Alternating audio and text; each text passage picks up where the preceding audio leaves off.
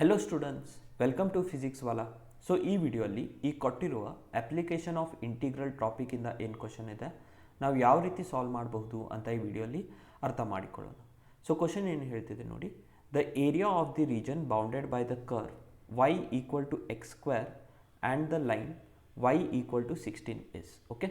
The area of the region bounded by the curve ಏನಿದೆ y equal to X square ಅಂದರೆ parabola and the line y equal to 16 is okay. So ನೋಡಿ, ಈ ಕೊಟ್ಟಿರುವ curves ಮತ್ತು line ಏನಿದೆ ಅಲ್ಲ, ನಾನು ಗ್ರಾಫಿಕಲಿ ಹಾಕಿದರೆ this is your y equal to X square, correct. So y equal to X square curve. Next and the line y is equals to 16. So suppose ಈ ಥರ ಯಾವುದೋ ಒಂದು ಲೈನ್ ಇದೆ y ಈಕ್ವಲ್ ಟು 16 ಅಂತ, correct. y equals to 16 line ಅಂದರೆ ಏನು? Constant line parallel to X axis, correct. ನೋಡಿ, ಇವಾಗ ನಮಗೆ ಆ್ಯಕ್ಚುಲಿ ಏನು ಕೇಳ್ತಾರೆ ಅವರು, the area bounded by the curve.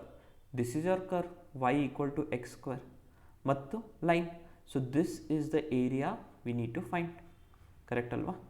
This complete area ಏನಿದೆ ಅಲ್ವಾ students, this is the required area we need to find, okay. ಇವಾಗ ನೋಡಿ, ನಮಗೇನು ಗೊತ್ತು, ಈ ಥರ ಇದ್ದಾಗ when your area, okay, this type of area whenever it is there we need to find, that is inclined along y axis ಇದ್ದಾಗ area will be equals to integral a to b g of y dy, correct, or integral c to d. ಎರಡು forms ಇದೆ ಅಲ್ವಾ ಏರಿಯಾದು, ಇದು second forms c to d when your area is inclined on y axis, correct. Next ನೋಡಿ ಇಲ್ಲಿಂದ, ಇವಾಗ ನೋಡಿ ಇದು 16 ಆಯಿತು, 0 to 16, correct. From this point to this point it is nothing but 0 to 16. So this will be 0 to 16. Okay, limits of integration ಅಂತೂ ಸಿಕ್ತು. ಇವಾಗ function g of y ಏನಿದೆ ನೋಡಿ, given curve is nothing but y equal to x square. So ಇಲ್ಲಿಂದ x will be equals to what? X will be equals to root of y. So x is equals so g of y is nothing but root y. So this will be root y dy. ಅರ್ಥ ಆಯ್ತಲ್ವಾ? ನೋಡಿ, ನಮಗೆ g of y function ಬೇಕಿತ್ತು, ಅವ್ರು ಏನು ಕೊಟ್ಟಿದ್ದಾರೆ, y equal to X square. So ಇಲ್ಲಿಂದ curve ಏನಾಗುತ್ತೆ, g of y is equals to root of y. So ಇವಾಗ ಜಸ್ಟ್ ಏರಿಯಾ ಕ್ಯಾಲ್ಕುಲೇಟ್ ಮಾಡಿದರೆ ಆನ್ಸರ್ ಸಿಗ್ಬಿಡುತ್ತೆ. So a is equals to integration 0 to 16 root y dy. So integration ಏನು ಬರುತ್ತೆ students, root y ಇದು y to the power 3/2 into 2/3 between 0 to 16, okay.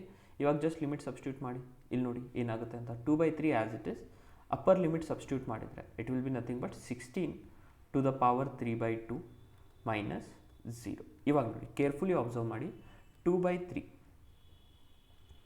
ಇದನ್ನು ಯಾವ ರೀತಿ ಬರಿಬೋದು student, 16 I can write it down as root of 16 whole cube ಅಂತ ಬರಿಬೋದಲ್ವ, correct. 3/2 meaning ಅಂದರೆ ಇದು ರೂಟ್ ಆಫ್ 16 ಹೋಲ್ ಕ್ಯೂಬ್. ಇವಾಗ ರೂಟ್ ಆಫ್ 16 ಎಷ್ಟಿದೆ, 4. So 2/3 4 whole cube, correct. So 4 cube ಎಷ್ಟು students, 4 cube is nothing but 64. 64 into 2 is nothing but 128, correct. 4 cube is 64, 64 2 is 128 divided by 3 square units.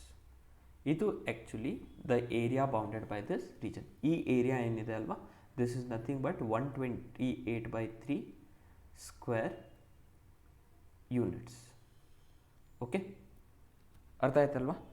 So 128/3 square units is the required area. ನೋಡಿ correct ಇದೆ ಅಲ್ವಾ ಅಂತ, okay. So ಇವಾಗ ಏನಾಯಿತು, ಇದು actually ಈ ಪಾರ್ಟದ area ಬಂತು ನಮಗೆ. This part is nothing but 128/3 square units. ಈ ಪಾರ್ಟ್ ಕೂಡ ಇದೆ ಅಲ್ವಾ, this part is also there. So next what we do, we multiply a into 2. So required area will be equal to 2 times of a, ಅಂದರೆ 2 times of 128/3 which is nothing but 256/3 square units. So ನಾವೇನು ಮಾಡಿದ್ವಿ first students, first we have found this area, that is from integration from 0 to 16 ಈ half ಏರಿಯಾನ find ಮಾಡಿದ್ವಿ, g of y dy, correct. Next ಏನು ಮಾಡಿದ್ವಿ, ಇದು ಕೂಡ area ಬೇಕಲ್ವಾ, so just multiply 2 times, so will get the complete area ನಾವು. Okay, so ಯಾವುದು option ನೋಡಿ, option A 256/3 square units is the correct choice for this question. ಅದು ಯಾವ ರೀತಿ ಬಂತು students, we have use this all assumptions, ಅಂದರೆ ಈ ಥರ ಗ್ರಾಫಿಕಲ್ ಫಸ್ಟ್ ನಾವು ನೋಡಿದ್ವಿ, ಅದಾದಮೇಲೆ we converted to a form of integral. I hope students ಈ ವಿಡಿಯೋಲ್ಲಿ ಈ ಕೊಟ್ಟಿರೋ ಕ್ವಶನ್ ಸೊಲ್ಯೂಷನ್ ನಿಮಗೆ ಅರ್ಥ ಆಗಿದೆ ಅಂತ. Thank you students.